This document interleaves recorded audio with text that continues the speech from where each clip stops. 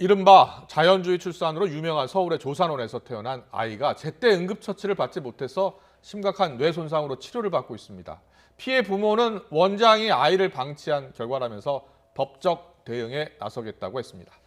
알고 보니 조상원 원장은 과거에도 비슷한 사례로 재판에서 유죄 판결을 잇따라 받은 적이 있었습니다. 이 내용 취재한 김다연 기자와 함께 자세한 얘기 나눠보겠습니다. 어서 오세요. 안녕하세요. 네, 안타까운 일입니다. 일단 지금 심각한 뇌 손상을 입고 치료를 받고 있는 상황이죠. 네, 그렇습니다. 당일날 어떤 일이 있었는지부터 설명해 주시죠. 네, 우선 이 부부가 조산원을 찾은 건 지난해 12월이었습니다. 의료 개입을 최소화하는 이른바 자연주의 출산을 원했던 건데요. 그래서 지난 3월 이곳에서 아이를 낳게 됐습니다. 네, 출산 당일 아이 엄마는 극심한 산통을 호소하면서 지치고 힘든 모습을 보였는데 이 원장은 산모를 바로 병원에 데려가지 않고 본인이 직접 회음부 절개술을 진행을 했습니다. 이후 봉합술을 진행하는 사이 아이는 한쪽에 방치됐다고 부부는 당시 상황을 설명했는데요. 그런데 이후 원장의 처치가 더욱더 엉뚱했습니다. 부부는 아이의 울음소리가 작아지고 아이가 파랗게 질려가자 원장이 아이 발가락을 바늘로 찌르고 허벅지를 때리는 등 처치를 이어갔다고 말했습니다. 결국 아이는 세상 밖에 나오고 1시간이 지나서야 엄마와 부근 대학병원으로 옮겨졌고 아이는 한 달 넘게 중환자실에서 입원 치료를 받아야 했습니다. 제일 걱정되는 건 아이의 상태거든요. 아이 상태는 어떤 상황입니까, 지금? 네, 우선 부모님께서 제공해 주신 사진을 보면요. 아이 몸에 치료용 호스가 연결돼 있는 모습 보실 수 있습니다. 아이는 뇌출혈과 기흉, 발작 등 12가지 병명을 진단받았고요. 또 언제 뇌성마비가 올지 모르는 상황입니다. 담당 주치의는 출산 당시 아이가 태변 흡입으로 질식 상태에 빠졌는데도 제때 기도를 확보하지 않은 것이 아이 상황을 악화시켰다고 말을 했는데요.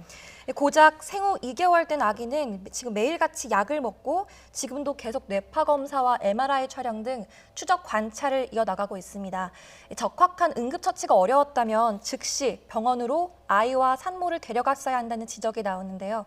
저희가 아이 주치의를 직접 만나봤는데 말씀 같이 들어보시겠습니다. 원활하게 자기 폐를 사용해서 자기 호흡으로 이행하는 과정이 원활하지 않았을 때 촉발이 되고요. 분만의 과정에서는 그러한 이벤트가 있을 때, 사고가 있을 때 아이를 소생하게 되는 신생아 소생술이라는 것이 굉장히 중요하고, 그다음에 신생아를 분만, 출산하는 과정에서 의료진이 그걸 어떻게 대비를 하느냐가 중요한 것 같고요. 자, 원장이 병원에 바로 보냈으면 저렇게 불상사를 막을 수 있었는데 바로 보내지 않고 본인이 직접 시술을 한 거잖아요. 네, 그렇습니다. 원장은 뭐라고 얘기하고 있습니까, 지금? 네, 원장은 매일같이 부부에게 미안하다고 문자 메시지를 보내고 있는데요. 이 문자 내용을 보면 아이의 쾌유를 바란다, 미안하다 이런 내용이 담겨 있습니다. 법적 대응만은 말아달라고 호소하기까지 했는데요.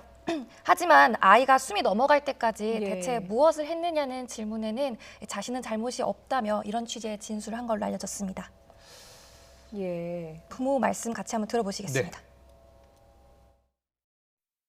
근데 왜 아이를 그렇게 두셨습니까? 라고 물어봤을 때 자기가 입에 바람을 넣었을 때 아무런 문제가 없었다.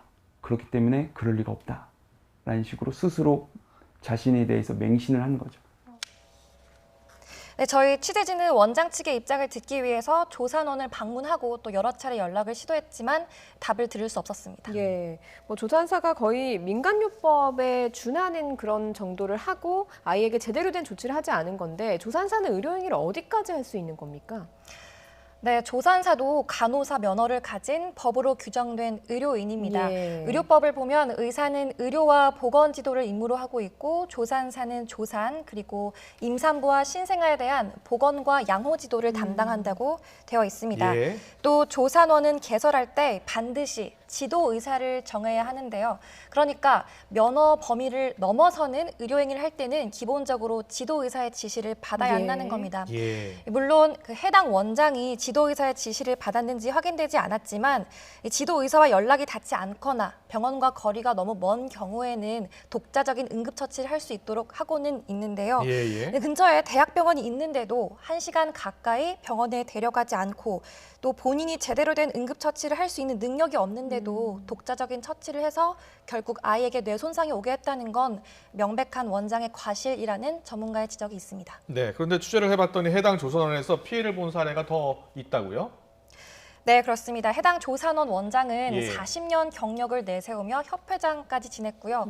또 관련 서적까지 내면서 최근엔 대통령 표창까지 받았는데 이 화려한 경력 이면엔 의료사고와 법적 분쟁이 있었습니다. 지난 2008년 9월 분만시 이상이 발견됐음에도 원장이 아기를 거꾸로 들어 엉덩이를 때리는 등 적절한 조치를 취하지 않아서 결국 아기가 저산소성 뇌 손상 진단을 받게 된 사례가 있었습니다. 재판부는 업무상 과실치상 등 혐의로 기소된 원장에게 벌금 700만 원을 선고했습니다.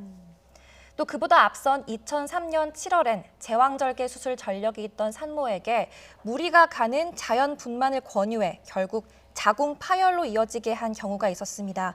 태아가 이상 징후를 보였지만 20분 동안 아무런 조치도 취하지 않았고 뒤늦게 병원으로 후송된 아기는 끝내 숨졌습니다.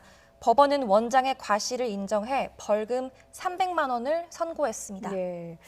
아이 엄마 입장에서는 열심히 찾아봐서 아이에게 최선으로 좋은 환경에서 아이를 낳게 하기 위해서 이런 조산원을 선택을 했을 텐데 앞서 아이도 숨지고 뇌 손상도 입히고 이런 사람이 어떻게 계속해서 조산원을 운영할 수 있었던 건가 하는 의구심이 들기도 하거든요. 어떻습니까? 네, 느슨한 법망을 지적할 수 있는데요. 우선 의료인의 면허가 취소되는 경우는 의료 관련 법령을 위반해 금고 이상의 형을 선고받았을 때입니다.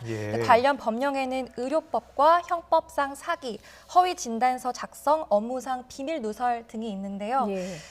문제는 의료사고 주체의 경우 의료법 위반보다는 형법상, 업무상 과실치사상으로 처벌을 받는 경우가 많습니다. 그렇기 때문에 계속 자격을 유지할 수 있게 되는 건데요.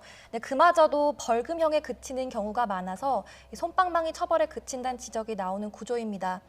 그래서 모든 금고 이상의 형을 면허 취소 대상으로 적용해야 한다면서 의료법을 손봐야 한다는 움직임도 있었지만 여전히 개정안은 국회에 계류 중입니다.